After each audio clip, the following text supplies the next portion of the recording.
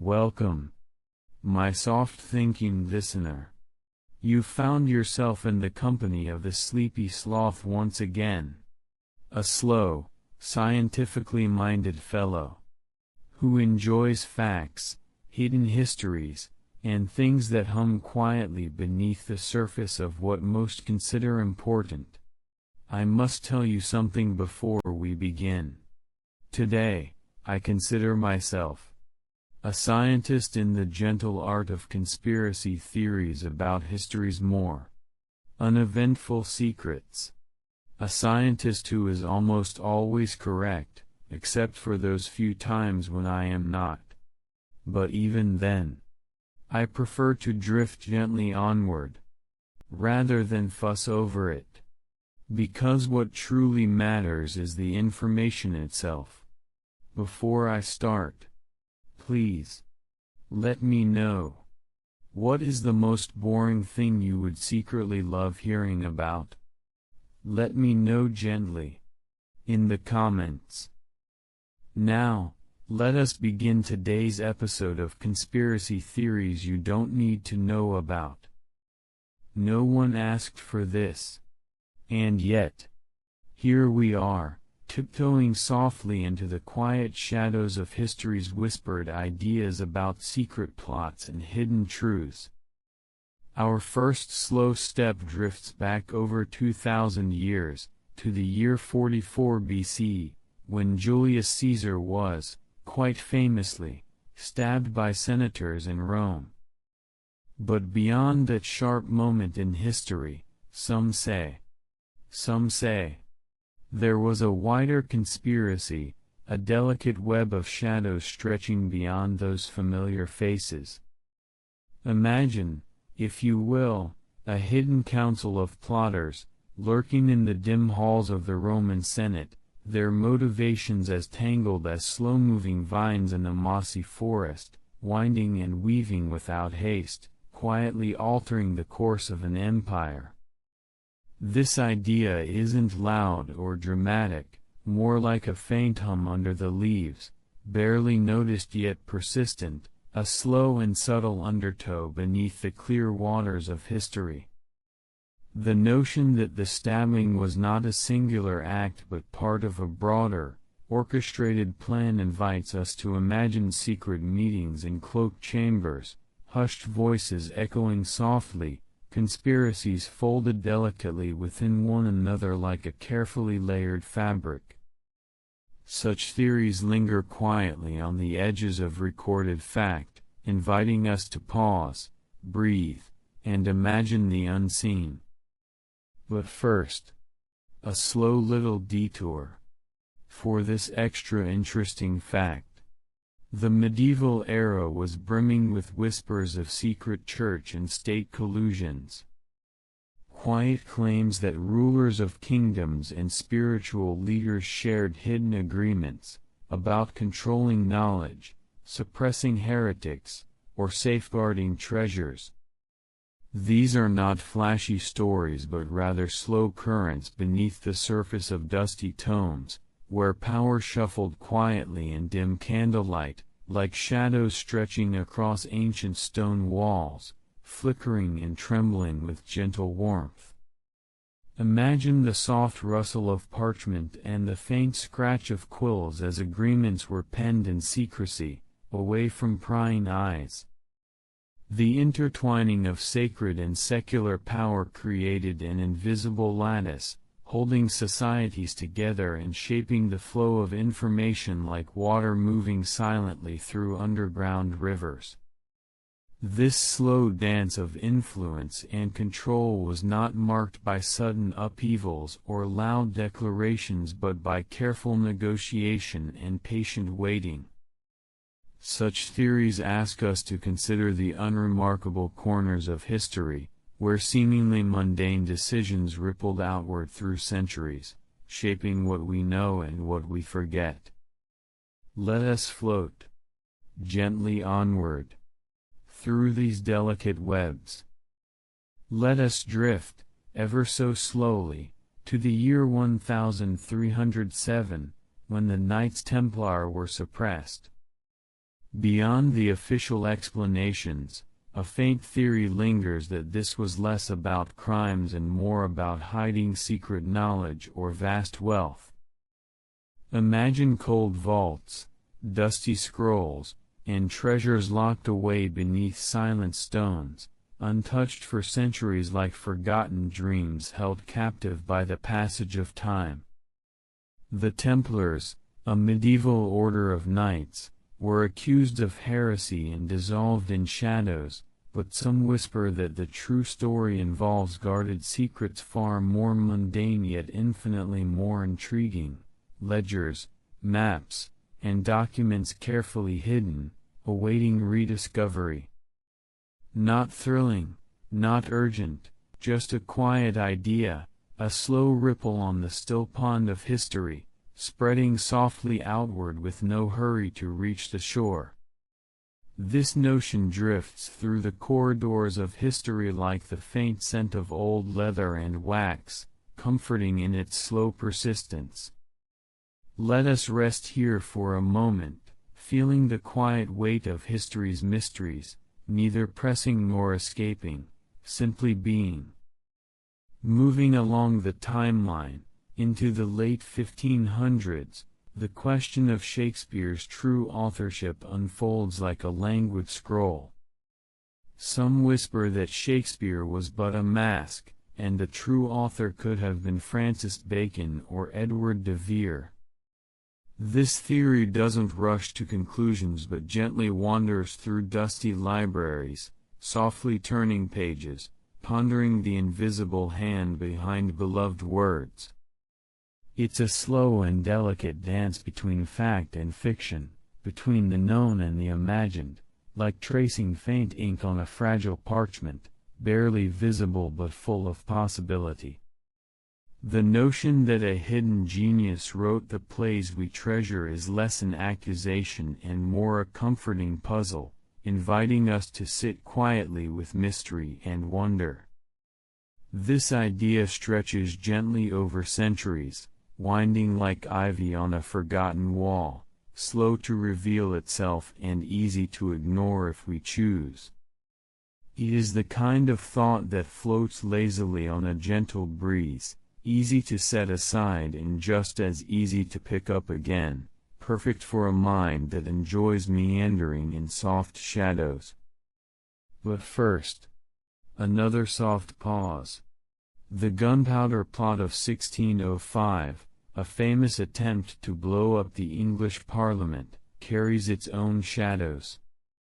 Some say there were hidden accomplices or that official stories were carefully rewritten, quiet rearrangements of fact, like shifting leaves in the breeze, hardly noticeable yet persistently there.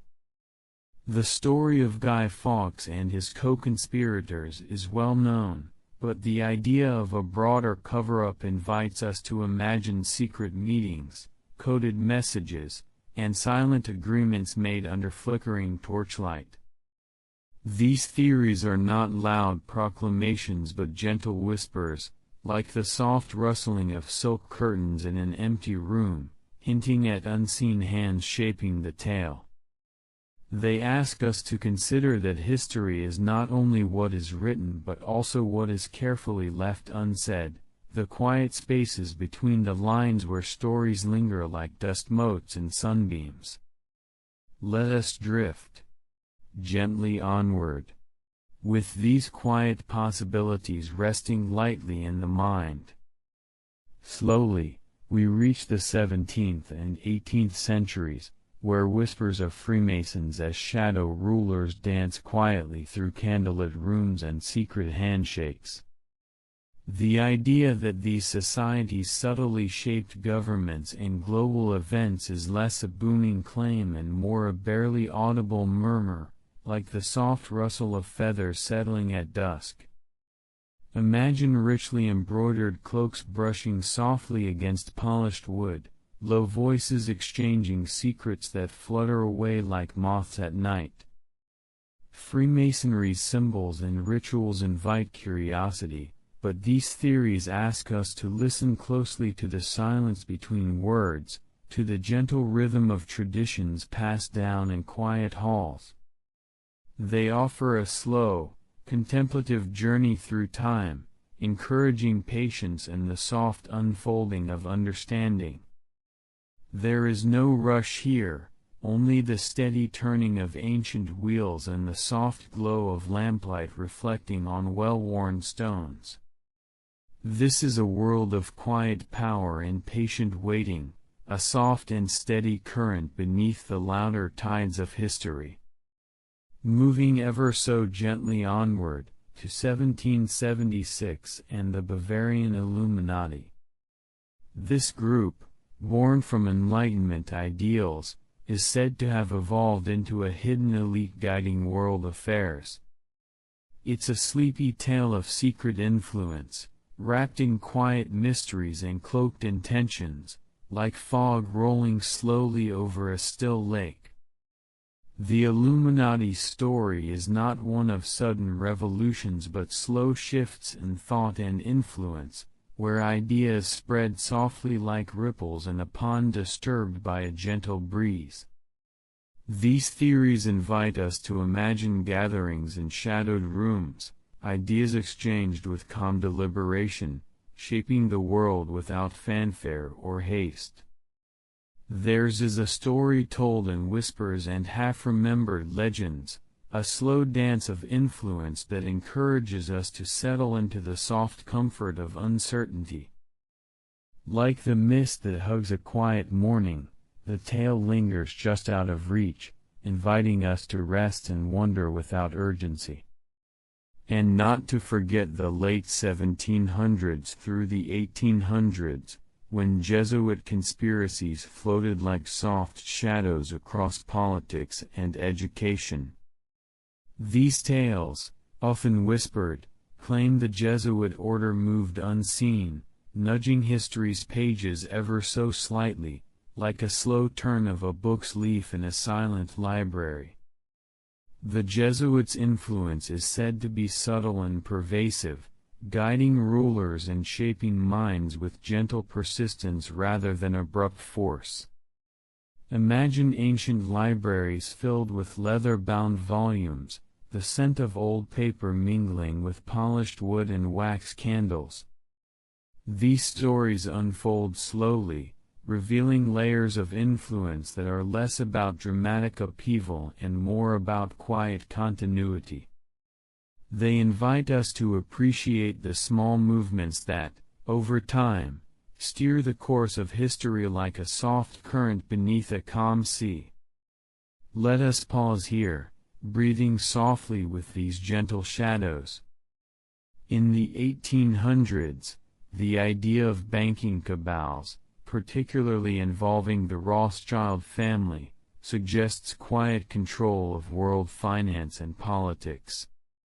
These theories are not sharp flashes but rather slow, drawn-out murmurs, like the steady tick of an old clock whose gears grind just so.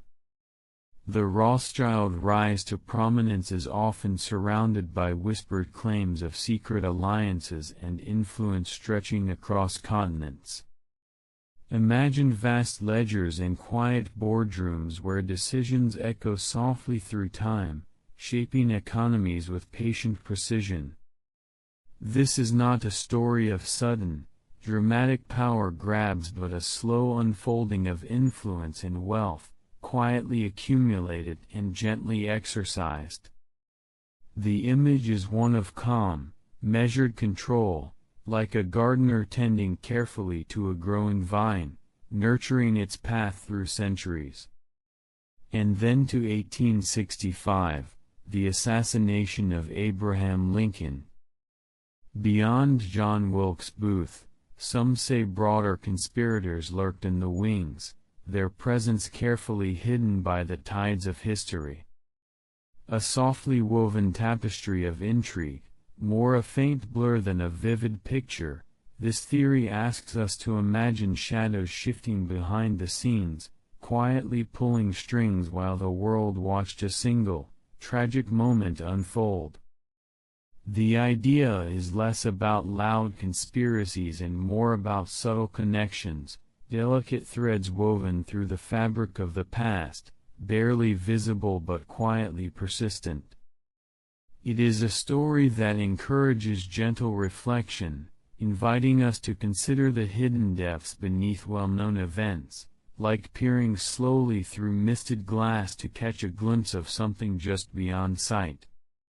Finally, in the late 1800s, occult and secret society influences on politics linger quietly in the background.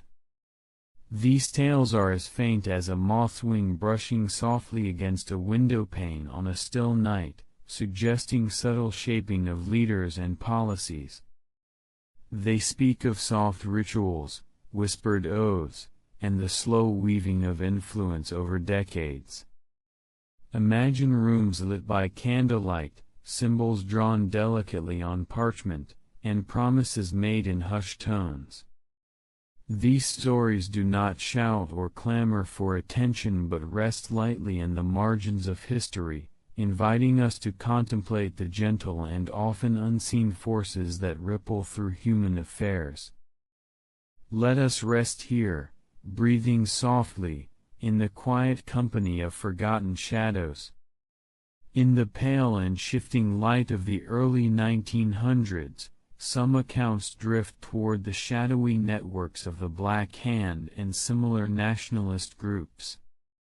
Known historically for their role in the assassination of Archduke Franz Ferdinand in 1914, a spark that set the First World War into motion, the Black Hand was, in truth, a Serbian nationalist secret society, bound by oaths and invisible threads of allegiance. Yet certain theories stretch beyond the known facts, suggesting a deeper, unseen web of nationalist cells, quietly steering political events with deliberate slowness, their actions never fully recorded in public archives. In this imagining, these hidden hands reached far beyond a single gunshot in Sarajevo, extending like old tree roots through diplomatic offices, border tensions, and whispered alliances. Such a picture is not one of frantic plotting, but of careful, unhurried cultivation, each decision a pebble dropped into a still pond, the ripples spreading over months or years. The real Black Hand, while dissolved officially in 1917, lingers in the minds of those who believe in the persistence of secretive cells, operating unseen, shaping the fate of nations with the patience of moss growing over stone. From 1903 to 1917, a very different sort of shadow began to spread, not through whispered meetings, but through printed words. The Protocols of the Elders of Zion emerged, a falsified document created to falsely depict a supposed Jewish plot to dominate governments and control the world's press. Historically proven to be a fabrication, assembled from plagiarized political satire and altered to frame Jewish communities, it nonetheless seeded one of the most enduring and damaging conspiracy theories of the 20th century. Here, the story takes on a slow, unsettling stillness, the way falsehoods, once printed, can settle into the public imagination like silt at the bottom of a river, untouched yet ever present. Copies drifted across continents, translated and reprinted, their false claims accepted by some as truth simply because the paper was old and the language authoritative. Even as investigations and legal trials in the 1920s confirmed the text's fraudulent nature, its quiet persistence continued, proof of how a lie, if left to rest undisturbed, can endure far longer than the moment of its creation. In the 1910s and 1920s, attention drifts toward the founding of the United States Federal Reserve in 1913, a genuine institution formed to stabilize the banking system and manage the money supply, yet surrounded by a gentle mist of suspicion in some minds. The conspiracy theory here whispers that the Federal Reserve was not a public safeguard, but a careful construction by secretive banking elites to centralize power over the nation's currency. In this slow-turning narrative, figures like J.P. Morgan, Paul Warburg, and others do not simply attend economic conferences, but sit at dimly lit tables in private rooms, their decisions weaving an invisible net across the financial world. The truth, as recorded, shows a blend of government oversight and private bank involvement, but the theory leans into the quiet possibility that the lines between the two blurred by design. Whether imagined or real, the image it leaves is one of silent influence, the kind that operates not in days or months, but in decades, shaping economies like a river slowly altering its course. By 1917, as revolution shook Russia, another theory took root, that the Bolshevik rise under Lenin was not purely the work of grassroots unrest or the momentum of workers' movements, but the quiet orchestration of foreign or hidden backers. This thought moves slowly, almost reluctantly, as if peering through frost-blurred glass at a scene both familiar and distant. The historical record confirms some foreign financial support to revolutionary factions, including from German authorities seeking to destabilize Russia during World War I. Yet the conspiracy extends further, suggesting not mere tactical assistance, but a puppet master's hand guiding ideology, leadership, and timing.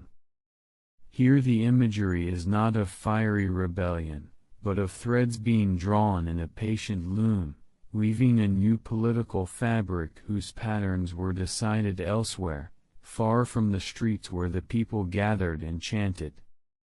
The 1920s and 1930s bring the slow-turning theory of media and press cabals, an idea that a small, select group of individuals or families held quiet sway over the narrative shaping culture and news. Historically, the era did see powerful press barons, William Randolph Hearst in the United States, Lord Rothermere in Britain, whose editorial stances shaped public opinion. But the conspiracy expands this into an almost clockwork vision of coordination, where headlines, films, and even entertainment carried subtle currents of influence, all flowing from a single, unseen source. Such a vision asks the mind to imagine ink drying on vast sheets of newsprint, not simply as the byproduct of daily events, but as carefully chosen patterns meant to steer thought itself. Whether one believes in such orchestration or not, the image is of words and images moving softly, like tidewaters, guiding the shoreline of public perception over years. The 1930s hold yet another shadowed theory, that hidden plots to assassinate Adolf Hitler existed, and that certain events surrounding Nazi leadership were quietly altered or misreported. In documented history, there were indeed numerous plots against Hitler, most famously later in 1944, but in the earlier years, suspicion arises that such attempts, if they occurred, were suppressed or reframed to protect the illusion of invulnerability. The theory takes the form of soft, muffled footsteps in a marble corridor, a planned moment never reaching the public stage, or perhaps a story rewritten before it left the paper it was typed on. The mind is invited to picture not just one figure at risk, but a whole political structure carefully shielding its leaders from both danger and rumor, removing traces before they could settle. In the quiet aftermath of the Second World War's chaos, the 1940s saw the real undocumented Operation Paperclip, a U.S. intelligence program that brought more than 1,600 German scientists, engineers, and technicians, many with direct Nazi affiliations, into American military and aerospace work. The concealment theory here whispers that far more was hidden than revealed, names erased, records altered, intentions softened for public view. The facts show men like Wernher von Braun, whose work on rocketry advanced space exploration, but whose past in the Nazi regime was documented and controversial.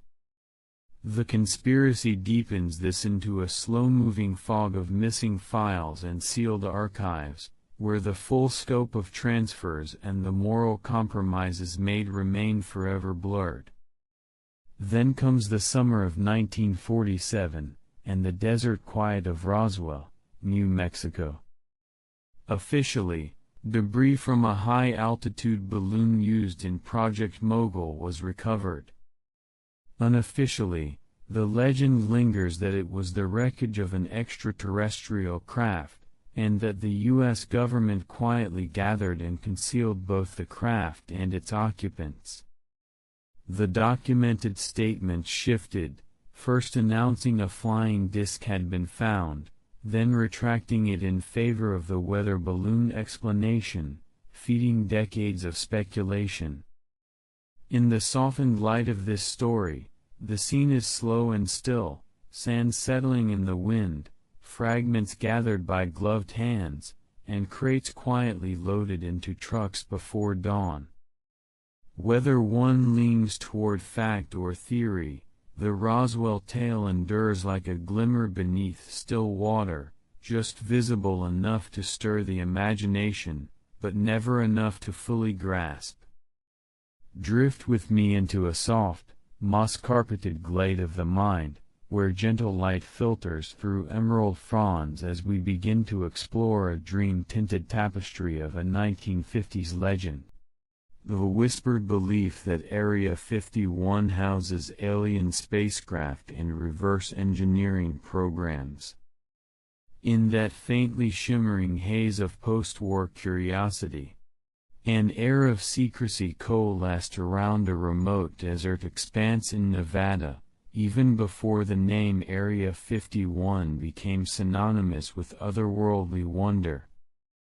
In the 1950s, the U.S. Air Force was indeed developing spy plane technologies, the U-2 and later the A-12/Oxcart programs, at a place later dubbed Area 51, nestled within the vast emptiness of Groom Lake. As test flights sliced across the sky, shapes visible to curious eyes below fueled speculation that the aircraft belonged to extraterrestrial visitors, their true functions obscured by strict secrecy. The classified nature of the base, including its top-secret flight tests, seeded the notion that something extraordinary, perhaps even alien, might lie hidden there. Over time, pop culture and conspiracy lore lovingly wove these facts into a narrative of reverse-engineered UFOs and extraterrestrial crash materials. Though such stories make for beguiling midnight musings, there remains no verified evidence that Area 51 ever held alien spacecraft or conducted reverse engineering of extraterrestrial technology. Rather, its secret was always far more terrestrial, cutting-edge surveillance aviation cloaked in Cold War shadows. Let us drift now, through 1950s-1960s McCarthy-era hidden cabals theories, a realm where suspicion floated like mist among the corridors of power. In an era steeped in anti-communist fervor, fears abounded that unseen networks, communists, Soviet sympathizers, or shadowy conspirators, had infiltrated the government's highest echelons. The McCarthy hearings and HOAC investigations fanned these embers, convincing many that hidden cabals lay in wait, pulling strings behind the scenes. Yet when history turned its torch upon them, these theories unraveled. Most of the alleged infiltrators were exposed as either innocent, loosely associated, or non-existent. Few, if any, were part of any vast, coordinated plot to control government institutions.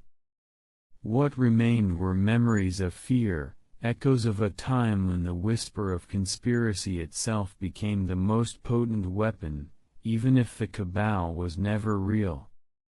Now, allow your gaze to settle upon 1950s-1970s MK Ultra and continued mind control fears, a shady corner where reality and nightmare intertwine. Here, the CIA did indeed run Project MK Ultra, a labyrinth of clandestine experiments conducted between the early 1950s and about 1973, aiming to explore chemical, biological, and psychological means of controlling human behavior. These experiments, ranging from LSD and electroshock to psychic driving, were often carried out on unwitting subjects, in violation of human rights norms. Disturbingly, most records were destroyed in 1973, but surviving documents later revealed horrific methods and abuses. These facts have lent an unsettling foundation to broader beliefs in secret mind control programs that might still lurk in shadow, even long after the official program ended.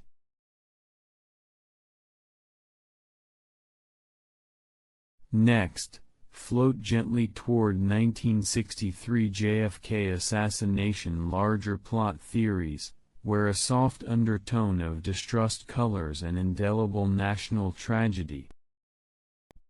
When President Kennedy was assassinated in Dallas on November 22, 1963, the official Warren Commission concluded Lee Harvey Oswald acted alone. Yet from that quiet reckoning, a forest of conspiracies sprouted. Many speculated that the CIA, the Mafia, anti-Castro Cubans, or other factions conspired to kill the president, sometimes in shifting coalitions of shadowy actors. Over the years, new documents, tens of thousands of pages released, for instance during the Trump administration, revealed that agencies like the CIA and FBI withheld information from investigators, reigniting theories of deeper conspiracies, even if definitive proof remains elusive.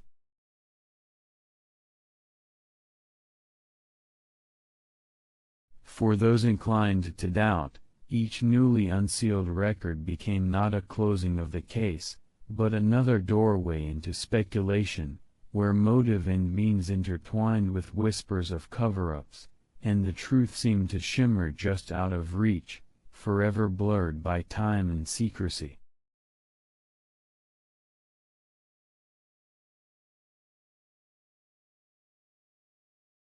We now drift to 1960s CIA-led coups and election interference cover-ups, a softer but no less provocative chord. History confirms the CIA did indeed orchestrate covert actions to influence foreign governments during the Cold War. A poignant example, Project Fubelt in Chile, 1970 to 1973, in which the CIA sought to disrupt or prevent Salvador Allen's presidency, ultimately contributing to a military coup, all confirmed via declassified memos and investigations.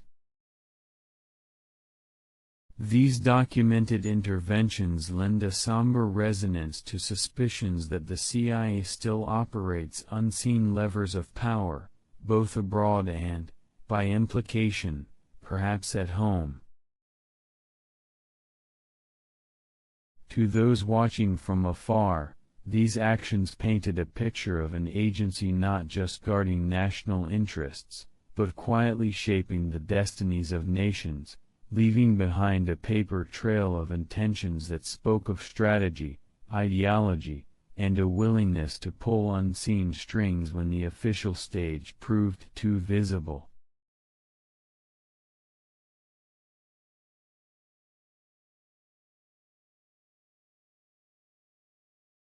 Let us orbit now around the 1969 moon landing hoax, where moonlight and mistrust dance together. Though humanity truly set foot on the moon in 1969, conspiracy theories arose from deep wells of political tension, Cold War rivalry, and an ingrained suspicion toward government institutions. The 1976 book We Never Went to the Moon gave this fringe idea a platform, claiming NASA staged the landing to secure a propaganda victory over the Soviet Union. Despite decades of scientific and empirical rebuttals, ranging from lunar rock analysis to independent tracking by observatories worldwide, doubts linger in certain circles. Alleged photographic anomalies, the perception of fluttering flags in airless space, and the peculiar quality of the lighting became, for some, tantalizing signs of an elaborate studio production. For scientists and engineers, however, these details are entirely consistent with the moon's unique environment, its surface reflectivity, and the physics of motion and low gravity. The endurance of this myth is less about photographic evidence and more about the human appetite for mystery, the allure of subversive narratives, and the belief that some truths are too extraordinary, or too inconvenient, to be accepted without question.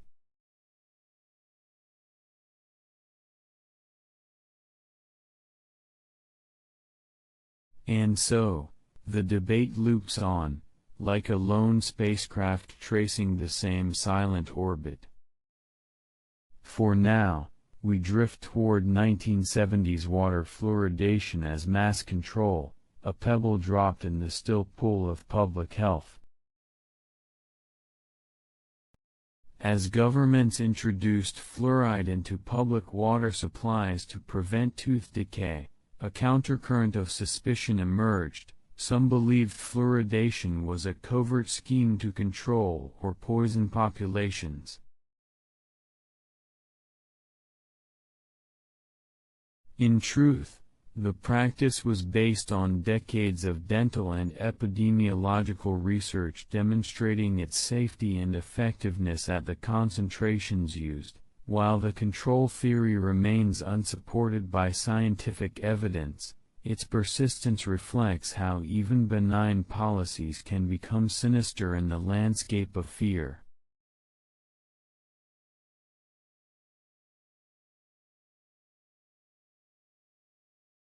For many, the unseen nature of the additive, its taste masked, its presence invisible, made it an easy vessel for suspicion, a reminder that what flows so quietly from our taps can also carry the weight of our deepest doubts.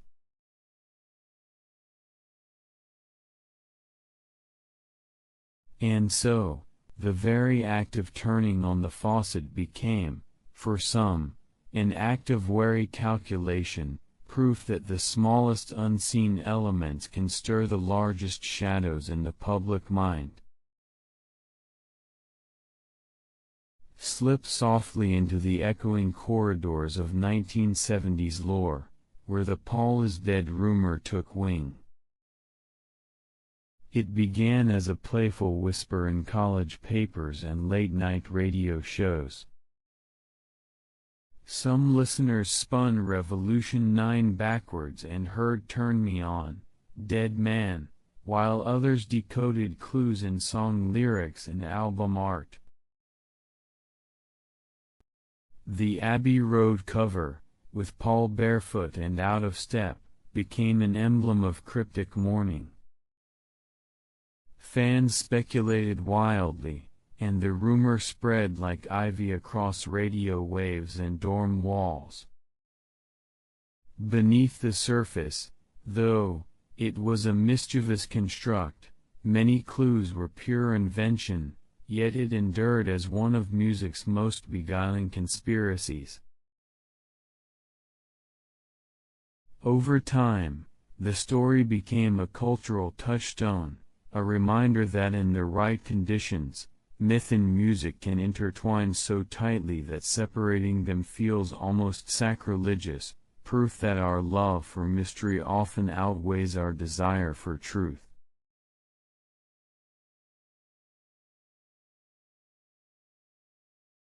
Now drift into the realm of pharmaceutical suppression theories, where healing cures are thought hidden just behind capitalist curtains.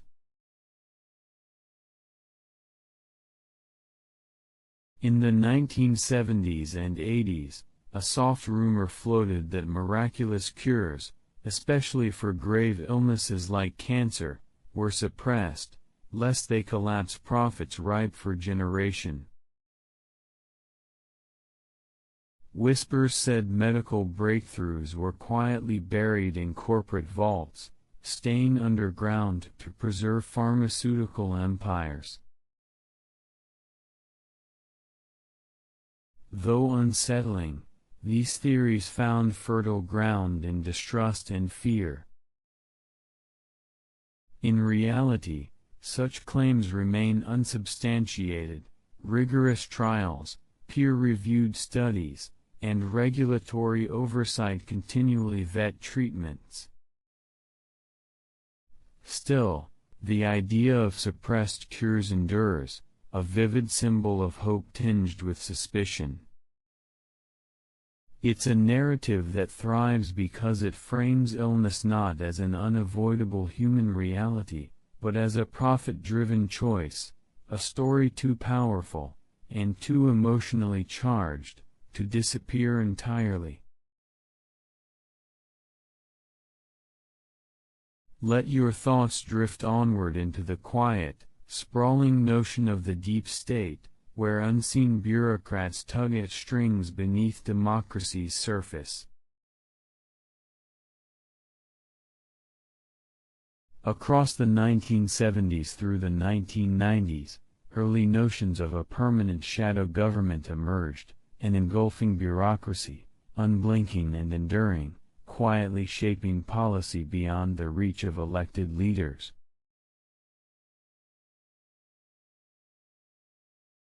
The term gained clarity later, but the sentiment was older: unelected officials, intelligence chiefs, industrial titans, all pulling levers in hidden coordination. While real institutional inertia exists in any large state, evidence for a coordinated cabal remains elusive. Yet the idea of a hidden hand guides many's unease with the impermeable sheen of modern governance. It offers an explanation for political frustration, a belief that, no matter who holds office, a faceless machine hums steadily behind the curtain, deciding our futures without ever meeting our gaze.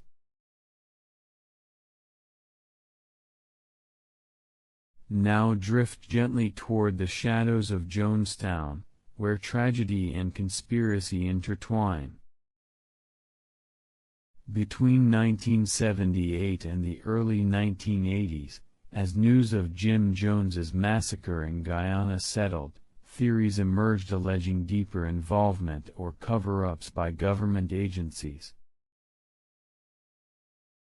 Some believed intelligence services had infiltrated the People's Temple, or that secrets about the tragedy were suppressed. Though official investigations uncovered chilling manipulations within cult leadership and documented neglect by state actors, nothing substantiates wider conspiracies.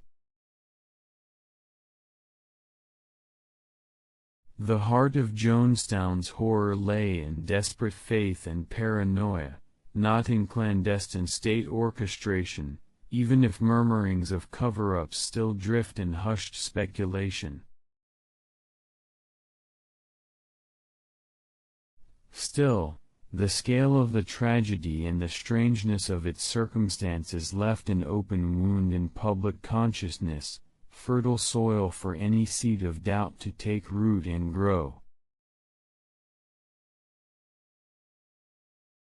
Now drift through a darker, more ominous dream, where the 1980s witnessed the rise of a chilling theory that AIDS was manufactured. In that anxious era, some claimed HIV was engineered, released intentionally as a biological weapon, or designed to target specific populations. Rumors sprouted across borders, nourished by fear and stigma. Yet exhaustive scientific studies have firmly debunked any such claim. HIV has natural origins traced to primate viruses, and epidemiological research reveals its zoonotic transmission. Still, the theory lingers in sorrowful corners of memory, an echo of grief transformed into suspicion, refusing full rest.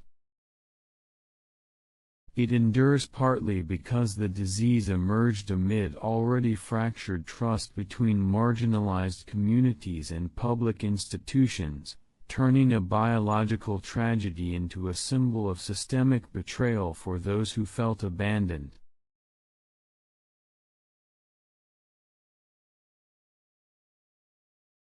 Drifting into the quiet corridors of statecraft and rumor, the belief that embassy and consulate incidents abroad were hidden in official shadows. From the 1980s through the 1990s, many suspected that State Department or intelligence agencies concealed truths about attacks, coups, or hostage situations in foreign lands. Whether in Beirut, Libya, or elsewhere, incomplete reporting and diplomatic discretion fueled speculation that entire chapters of international events were locked away.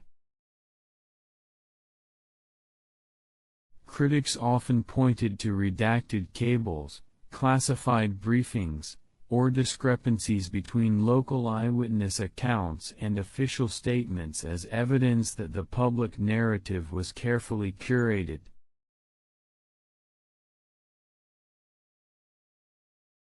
While some omissions were purely bureaucratic or tactically designed to protect lives and negotiations, nothing consistently reveals conspiratorial cover-ups at the highest level.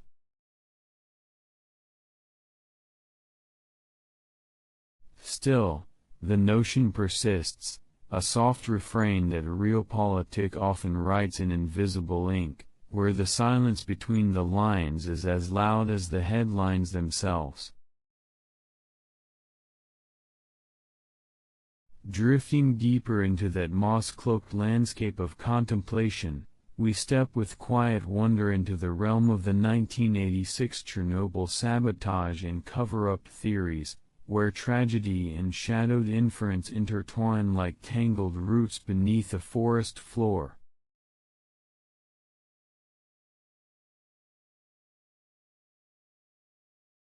The Chernobyl disaster occurred on April 26, 1986, when a reactor at the Chernobyl nuclear power plant in Ukraine exploded during a safety test, unleashing radiation across Europe and carving a deep scar into human memory.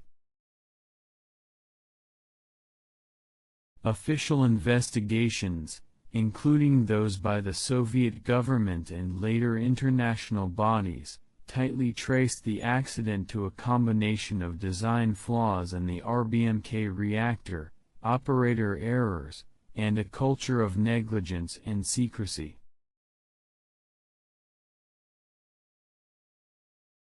Over time, alternative narratives drifted into the air like wisps of radioactive smoke, suggesting that the disaster was either deliberately induced as sabotage or that the true cause was cleverly concealed to mask culpability among top Soviet leadership.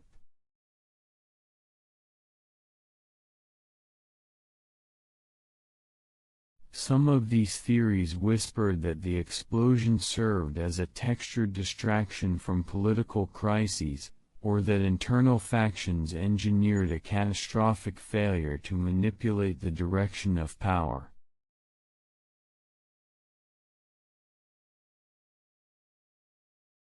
Others surmised that the cover-up extended beyond immediate concealment, with data suppressed regarding the reactor's core design, safety protocols, and long-term environmental damage.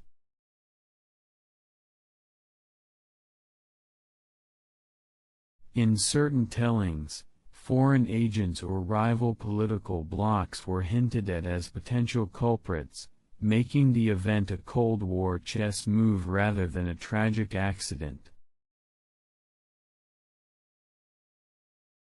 Yet these speculations have not withstood factual scrutiny. Declassified documents, including internal Soviet safety reports and international assessments, have not revealed evidence of deliberate tampering or sabotage. Rather, the Chernobyl catastrophe remains a tragic synergy of human error, flawed engineering, and institutional opacity, all grounded in fact, even as myth continues to drift through the corridors of rumor and collective imagination.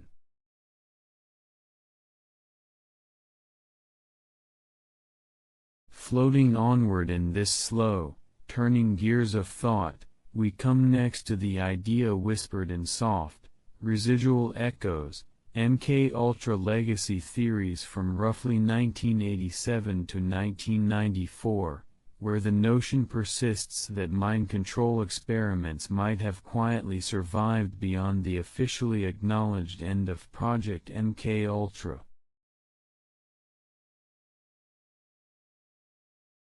Project MK-Ultra was officially halted in the early 1970s and publicly exposed in the mid-1970s through congressional investigations.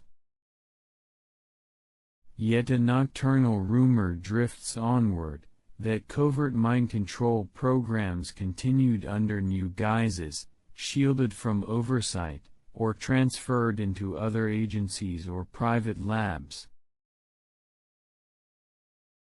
These stories suggest that MK-Ultra's spirit lurked on, linked with CIA behavioral science research, secret new projects, or unrevealed psychological manipulation techniques.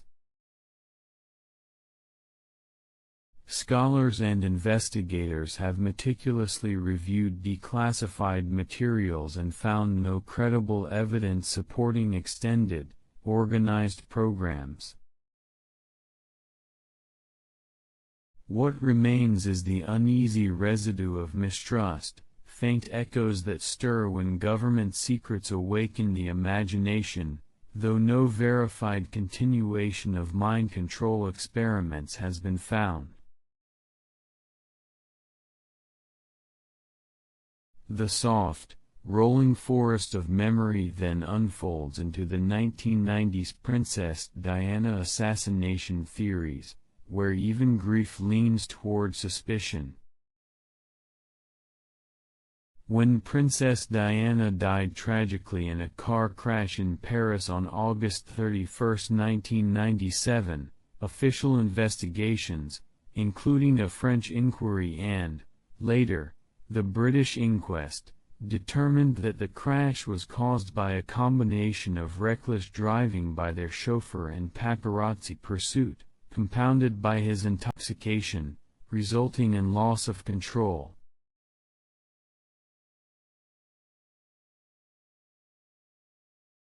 Yet, shadows whispered, some believe the crash was not an accident but an arranged assassination, motivated by her prominence, her charitable work, or her potential to reshape royal traditions.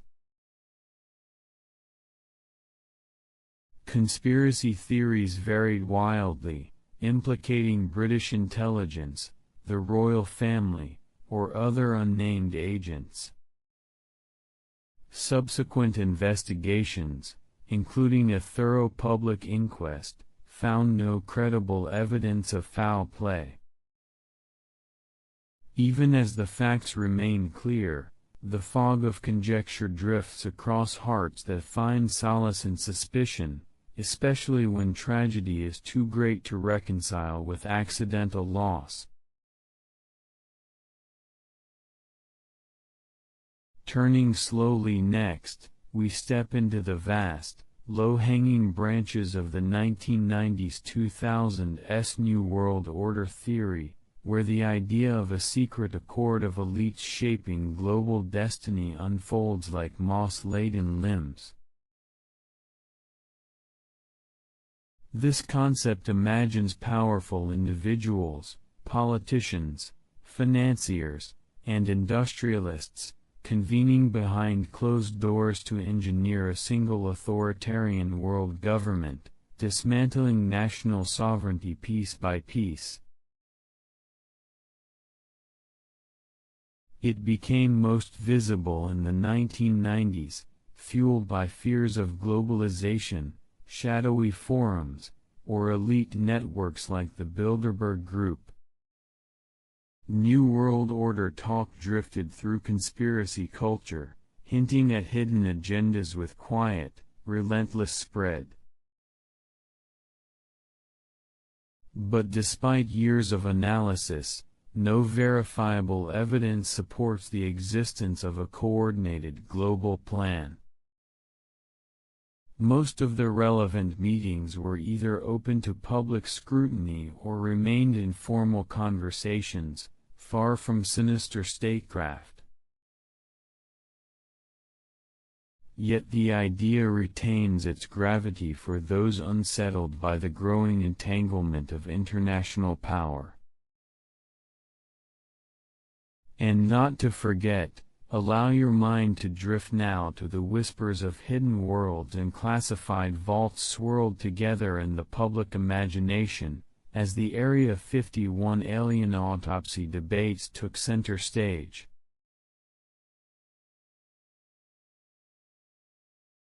It was a time when grainy VHS tapes, late-night talk shows, and supermarket tabloids fanned the flames of speculation, a cultural climate so steeped in mystery it might have stepped straight from a television cold open where the truth is out there lingered in smoky air.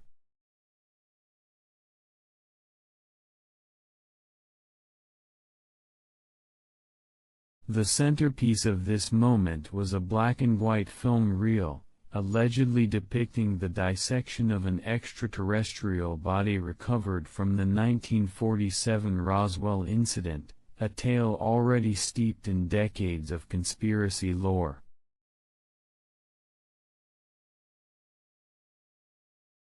The footage showed gloved figures in sterile gowns working over a small, humanoid form, their movements clinical and deliberate. The suggestion was bold, that somewhere in the Nevada desert, under the shadow of Area 51, humanity had met visitors from beyond the stars, and quietly studied them. Skeptics, armed with film analysis, prop design expertise, and archival digging, unraveled the reel as an elaborate fabrication, likely crafted for profit or notoriety. Frame-by-frame inspections revealed inconsistencies in anatomy, props, and even the type of film stock used. Still, the hoax carried a strange power. It tapped into a primal wonder, the yearning to know if we are alone, and the suspicion that someone, somewhere, might already have the answer, an itch in the human mind that no debunking can fully scratch, forever pulling curiosity back into the shadows.